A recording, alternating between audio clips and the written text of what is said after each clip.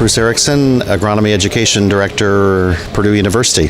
We're kicking off Commodity Classic and talking about precision tools, one with BASF. When we look at these type of tools, what benefit do they provide growers, and why is this something maybe to think about?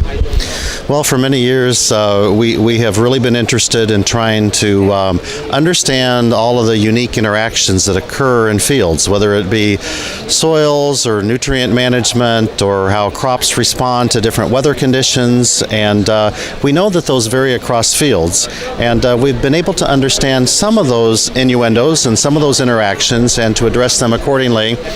But we probably haven't done as much as we would like to do in terms of being able to figure this all out. And so these types of tools are what we see in the future as going to help farmers to better manage their fields in a more site-specific and time-specific way. As we look at commodity prices hitting another year of a lower trend, why is it important for producers to have tools like this to become more efficient and hopefully help maximize their returns on investment? Well, a lot of precision farming adoption in the last few years has been we've adopted section controllers on sprayers and the row controllers on planters and guidance technologies, and those have really allowed farmers to shave a lot of their input costs. And those are, for commercial producers in the Midwest, those are pretty universally used on large commercial farms at least.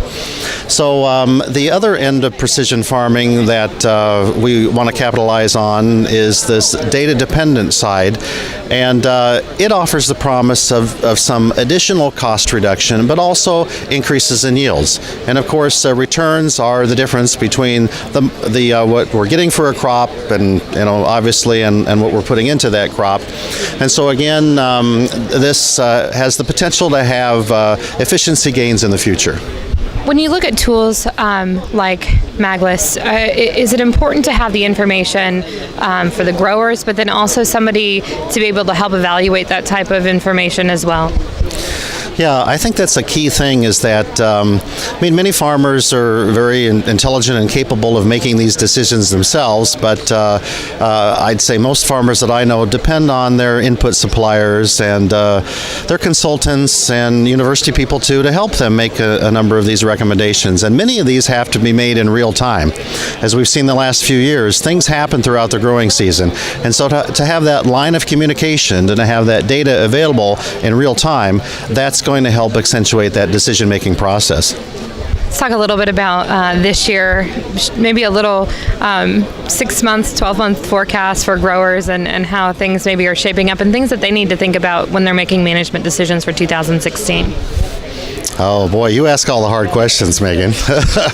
So again, efficiency is very paramount, and just like when times were better, frankly it doesn't really change. What you should really do, you shouldn't have been spending extra money back when things were really more profitable, and you shouldn't be overcutting now when things are less profitable.